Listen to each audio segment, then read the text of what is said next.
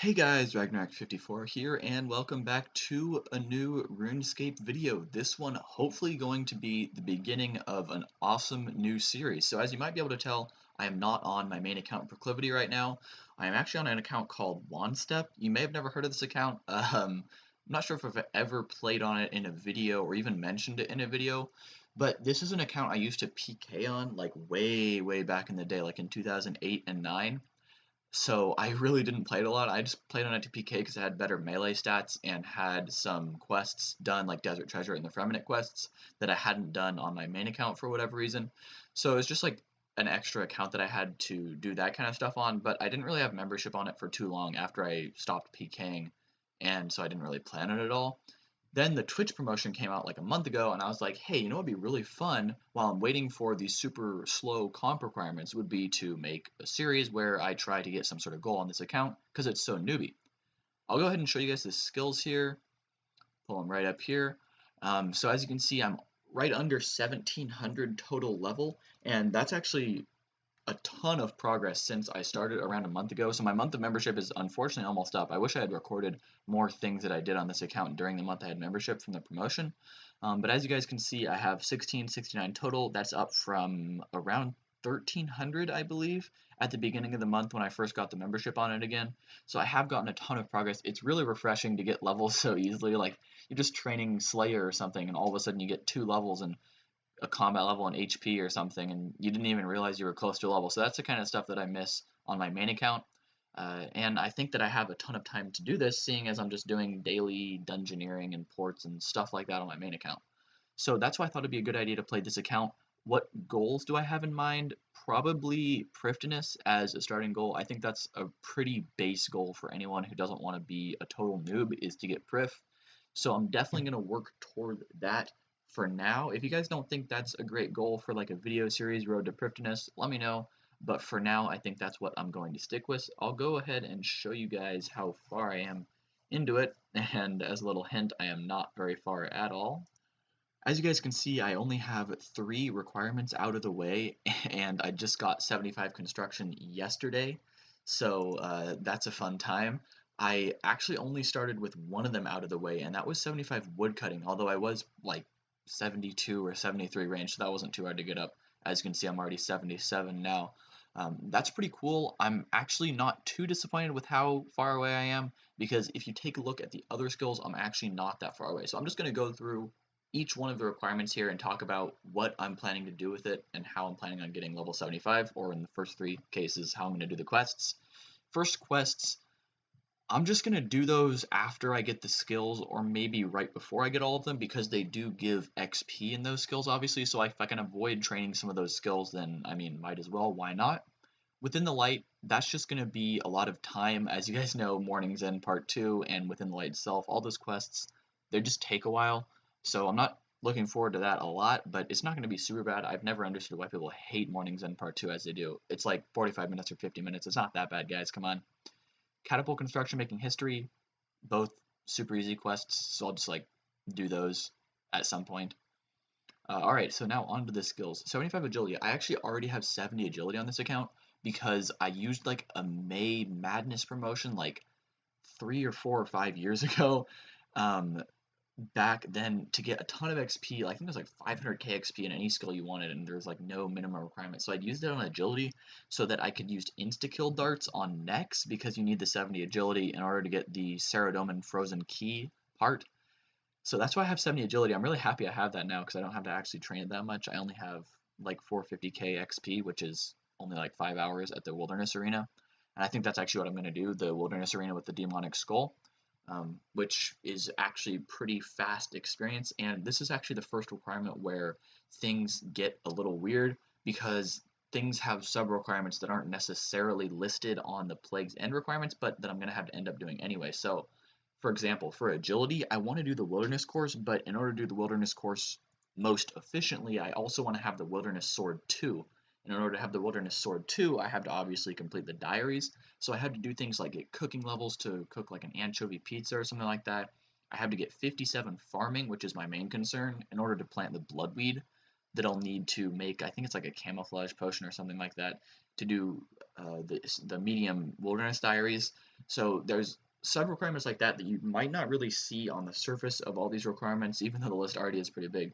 But there's things like that that I'm also going to have to do. So I think that's why Prif is such a good goal, because it makes you do all sorts of things where you get kind of a pretty well-rounded account by the time you get there.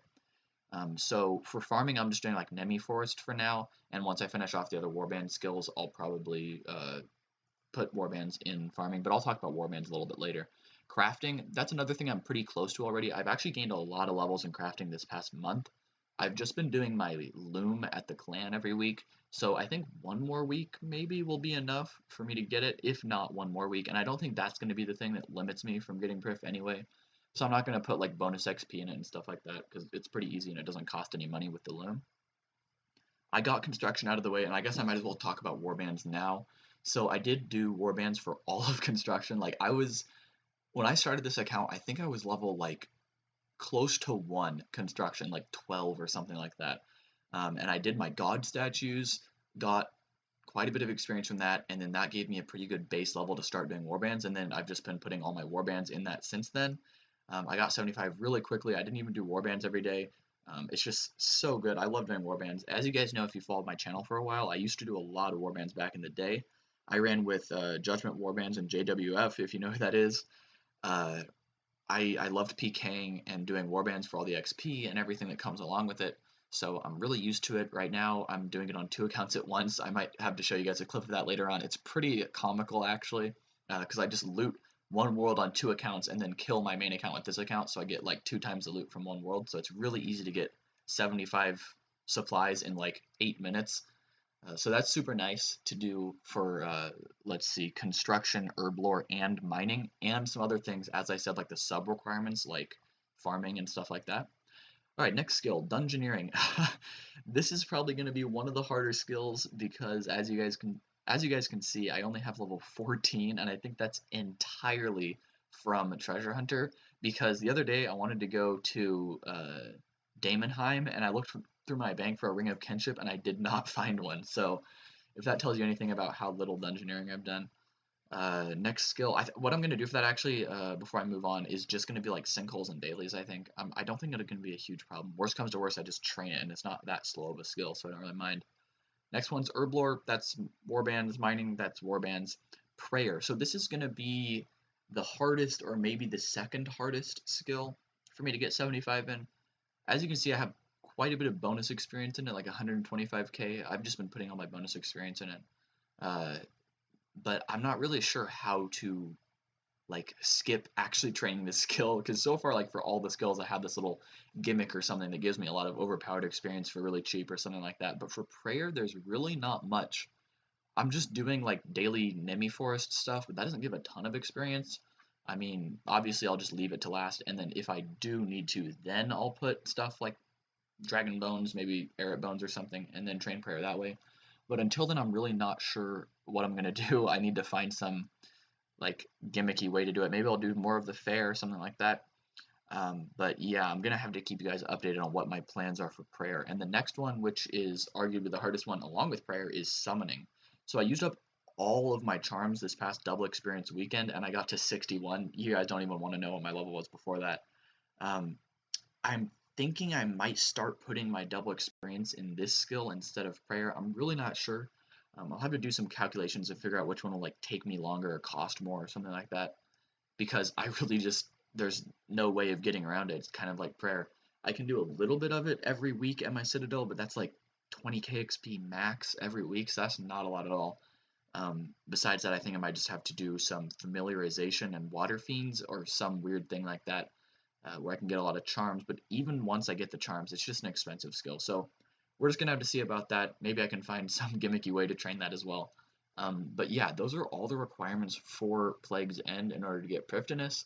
That's my current goal. As I said, if you guys think I should have another goal, let me know in the comments below. If you like this idea, also let me know, because I'm really not sure. I haven't played on this low level of account in a really long time, so I'm not even sure what most of the content is. So it's kind of going to be interesting for me and for you guys to see me discovering things maybe for the first time that I didn't even know existed for lower level accounts. So once again, just leave your opinions in the comments below. I'm super excited to get this series started. I don't want to show any progress in this video because this is just supposed to be an intro, kind of like feeling out what you guys think of the series idea video. So I'm not going to show any progress in this video, but my next video might be the first progress video for this because, as you guys know, the completionist cape videos take a long time to make since the progress is just so slow.